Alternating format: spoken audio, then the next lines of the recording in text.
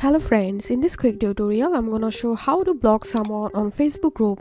As you can see right now I'm in my Facebook group and now I'm going to block a people. So I'm clicking on people and scroll down, then you will find this members section. Here we can see total 2 members and another is admin.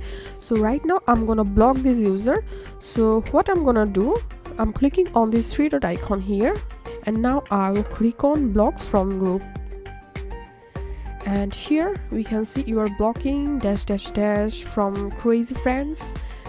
Delete recent activity, you can check this to delete recent activity. Also you can block Niloy Khan's future profiles. If Niloy Khan creates new profile, those will be blocked from this new too.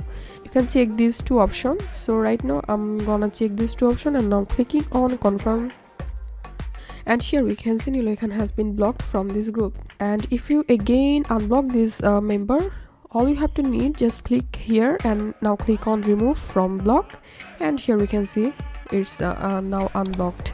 That's it for now. If you benefited a little from this video, then make sure to subscribe. How to 1 minute. Thank you.